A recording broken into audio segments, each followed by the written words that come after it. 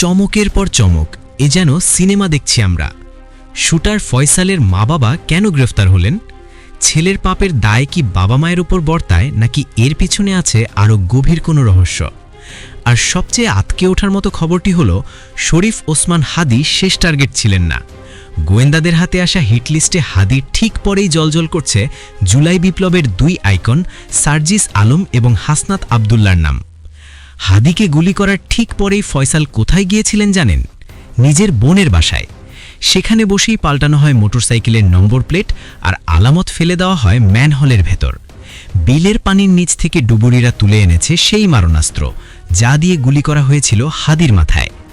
আজকের ভিডিওতে আমরা উন্মোচন করব সেই ব্লুপ্রিন্ট, যেখানে দেখানো হবে কিভাবে আপনাদের আমাদের সাথে মিছিলে স্লোগান দেওয়া ফয়সাল আসলে পকেটে পিস্তল নিয়ে ঘুরছিল পরবর্তী টার্গেটের খোঁজে। ইনকিলাব মঞ্চের মুখপাত্র শরীফ ওসমান হাদিকে গুলি করার ঘটনাটি এখন আর নতুন কোনো খবর নয়, কিন্তু গত ৪৮ ঘণ্টায় এই মামলার তদন্তে যে অবিশ্বাস্য মোড় এসেছে, তা যে কোনো থ্রিলার সিনেমাকেও হার মানাবে। সাধারণত কোনো অপরাধী ধরা না পড়লে তার পরিবারের সদস্যদের জিজ্ঞাসাবাদ করা হয়, কিন্তু গ্রেফতার করা হয় না। তবে এই মামলায় র্যাব গ্রেফতার করেছে খোদ শুটার ফয়সালের বাবা হুমায়ুন কবির এবং মা হাসি বেগমকে। কেরানীগঞ্জ থেকে তাদের আটক করা হয় কারণ তদন্তে উঠে এসেছে যে ছেলের এই ভয়ানক কিলিং মিশনের কথা মা বাবা জানতেন এবং তাদের পালানোর বা আত্মগোপনের প্ল্যানেও তাদের ভূমিকা ছিল বলে সন্দেহ করা হচ্ছে। এরপরের দৃশ্যটি নরসিংদীর মধ্যরাত, চারদিকে ঘুটঘুটে অন্ধকার। নরসিংদী জেলা সদরের তারুয়ার বিলের পাড়ে র্যাবের বিশাল বহর। দীর্ঘক্ষণ কাদামাটির নিচে তল্লাশি চালানোর পর যা উঠে এলো, তা দেখে সবার চোখ কপালে। পানির নিচ থেকে উদ্ধার করা হয় হাদিকে হত্যার চেষ্টায় ব্যবহৃত সেই বিদেশি পিস্তল। শুধু একটি নয়, পলিথিনে মোড়ানো অবস্থায় পাওয়া যায় দুটি বিদেশি আগ্নেয়াস্ত্র, একটি খেলনা পিস্তল এবং ৪১ রাউন্ড তাজা গুলি। র্যাব জানাচ্ছে, উদ্ধার হওয়া গুলিগুলোর মধ্যে একটি ম্যাগাজিনে সাধারণত ৬টি গুলি থাকে, কিন্তু সেখানে একটি গুলি কম পাওয়া গেছে।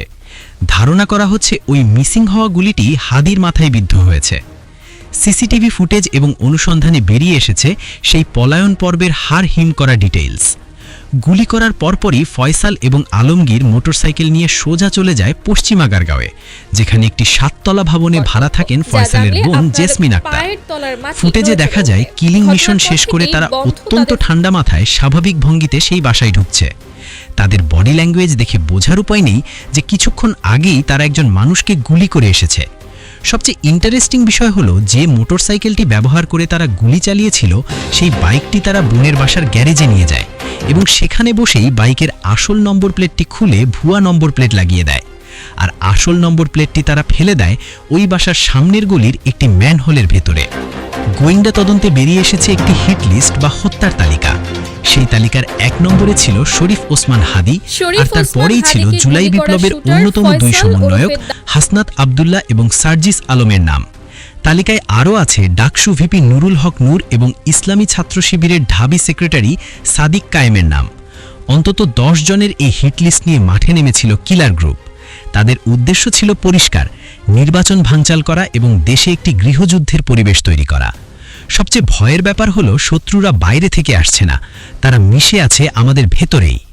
শুটার ফয়সাল গত কয়েক মাস ধরে নিজেকে ছাত্র আন্দোলনের সমর্থক হিসাবে পরিচয় দিয়ে আসছিল। বিভিন্ন ফুটেজে দেখা গেছে ফয়সাল বিভিন্ন মিছিল মিটিংয়ে হাসনাত আবদুল্লাহ এবং সার্জিস আলমের ঠিক পাশেই হাঁটছে। শরীফ ওসমান হাদি এখন সিঙ্গাপুরে চিকিৎসাধীন, মৃত্যুর সাথে পাঞ্জা লড়ছেন। কিন্তু তদন্তে যা বেরিয়ে এলো, তা আমাদের জন্যই এক সতর্কবার্তা। ফয়সালের বাবা মায়ের গ্রেফতার, পানির নিচ থেকে অস্ত্র উদ্ধার এবং ম্যানহোল থেকে নম্বর প্লেট পাওয়ার ঘটনা প্রমাণ করে এটি কোনো অপেশাদার বা ছিচকে অপরাধের কাজ নয়, এটি একটি সুপরিকল্পিত মিশন। প্রশাসন কি পারবে এই পুরো নেটওয়ার্ক ধ্বংস করতে? আপনার কি মনে হয়, ফয়সালের বাবা মাকে গ্রেফতার করা কি সঠিক সিদ্ধান্ত ছিল? কমেন্ট করে জানান আপনাদের মতামত। ডিবি পুলিশ পরবর্তীতে সেই ম্যানহোলের ঢাকনা সরিয়ে কাদা ময়লার ভেতর থেকে ওই নম্বর প্লেটটি উদ্ধার করেছে। বাড়ির মালিক দাবি করেছেন তাদের সিসি ক্যামেরা নষ্ট ছিল, কিন্তু কেয়ারটেকার রাশেদের জবানবন্দি বলছে ভিন্ন কথা। কেয়ারটেকার জানিয়েছেন, ঘটনার দিন ফয়সালের বাবা হুমায়ুন কবিরও তাদের সাথে ওই বাসায় ছিলেন। এমনকি বাসা ভাড়া বাবদ তাদের ৯৪,০০০ টাকা বকেয়া ছিল। কিন্তু ঘটনার পর থেকে বোন জেসমিন সহ সবাই লাপাত্তা হয়ে যান। অর্থাৎ বোনের বাসাটি ছিল তাদের সেফ হাউস বা নিরাপদ ঘাঁটির একটি অংশ। এখন আসা যাক ভিডিওর সবচেয়ে গুরুত্বপূর্ণ এবং ভয়ানক অংশে। কেন এই হামলা? হাদি কি শুধুই ব্যক্তিগত শত্রুতা শিকার? দৈনিক যুগান্তর এবং এটিএন নিউজের তদন্ত বলছে না, এটি ছিল রাষ্ট্রের বিরুদ্ধে এক গভীর ষড়যন্ত্র। গোয়েন্দা তদন্তে বেরিয়ে এসেছে একটি হিট লিস্ট বা হত্যার তালিকা। সেই তালিকার 1 নম্বরে ছিল শরীফ ওসমান হাদি, আর তারপরেই ছিল জুলাই বিপ্লবের অন্যতম 2 সমন্বয়ক হাসনাত আবদুল্লাহ এবং সার্জিস আলমের নাম। তালিকায় আরও আছে ডাকসু ভিপি নুরুল হক নূর এবং ইসলামী ছাত্র শিবিরের ঢাবি সেক্রেটারি সাদিক কায়েমের নাম। অন্তত 10 জনের এই হিট লিস্ট নিয়ে মাঠে নেমেছিল কিলার গ্রুপ। তাদের উদ্দেশ্য ছিল পরিষ্কার, ত্রয়োদশ জাতীয় সংসদে নির্বাচন বানচাল করা। তদন্তকারী সংস্থাগুলো বলছে, নিষিদ্ধ ঘোষিত সংগঠনের নেতা এবং ভারতে পলাতক আওয়ামী লীগ নেতার আদেশে অস্থিতিশীলতা তৈরি করতে এই ছক কষেছে। হাদির মতো বক্তা, হাসনাত সার্জিসের মতো ছাত্রনেতা, বুদ্ধিজীবী এবং সাংবাদিকদের হত্যা করে তারা দেশে একটি গৃহযুদ্ধের পরিবেশ তৈরি করতে চেয়েছিল। সবচেয়ে ভয়ের ব্যাপার হলো, শত্রুরা বাইরে থেকে আসছে না, তারা মিশে আছে আমাদের ভেতরেই। শুটার ফয়সাল করিম মাসুদ, যে কিনা সাবেক ছাত্রলীগ নেতা এবং এলাকায় রাহুল বা দাউদ নামে পরিচিত, সে গত কয়েক মাস ধরে নিজেকে ছাত্র আন্দোলনের সমর্থক হিসেবে পরিচয় দিয়ে আসছিল। বিভিন্ন ফুটেজে দেখা গেছে ফয়সাল বিভিন্ন মিছিল মিটিংয়ে হাসনাত আবদুল্লাহ এবং সার্জিস আলমের ঠিক পাশেই হাঁটছে।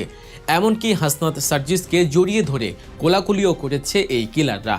ভাবুন তো একবার, যে লোকটার পকেটে লোডেড গান, সেই লোকটাই বিপ্লবীদের সাথে শোডাউন করছে। গোয়েন্দা সূত্র বলছে, ফয়সাল ভিডিও কলে তার ব্যবসায়িক পার্টনার বা অন্য কিলারদের হাসনাত সার্জিসদের দেখিয়ে বলতো, এরাই টার্গেট।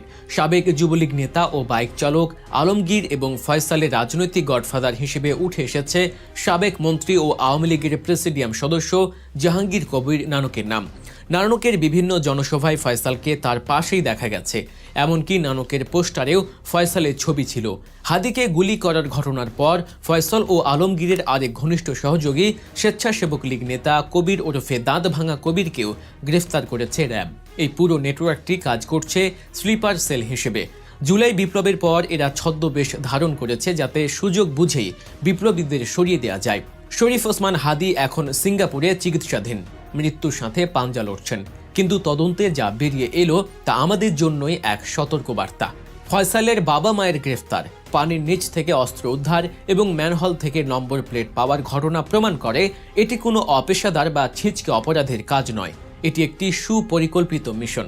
হাদি বেঁচে আছেন, কিন্তু হিটলিস্টের বাকিরা কি নিরাপদ? ফয়সাল আলমগীর ধরা পড়েনি, তাদের সহযোগী চুনোপুটিরা আস্তে আস্তে ধরা পড়ছে। কিন্তু তাদের মতো আরও কত ফয়সাল ছদ্মবেশে হাসনাত সার্জিস বা নূরের আশেপাশে ঘুরছে তা কি আমরা জানি? প্রশাসন কি পারবে এই পুরো নেটওয়ার্ক ধ্বংস করতে? আপনার কি মনে হয়, ফয়সালের বাবা মাকে গ্রেফতার করা কি সঠিক সিদ্ধান্ত ছিল? আর হাসনাত সার্জিসদের নিরাপত্তা নিয়ে আপনারা কি উদ্বিগ্ন? কমেন্ট করে জানান আপনাদের মতামত। ভিডিওটি শেয়ার করে সবাইকে এই ভয়ানক ষড়যন্ত্র সম্পর্কে সচেতন করুন। এমন সব রোমহর্ষক ও বিশ্লেষণধর্মী ভিডিও পেতে গল্প নিউজ সাবস্ক্রাইব করে আমাদের সাথে থাকুন। দেখা হবে আগামী ভিডিওতে নতুন কোনো তথ্যের সাথে। ততক্ষণ পর্যন্ত সতর্ক থাকুন আর দেখতে থাকুন গল্প নিউজ। ধন্যবাদ।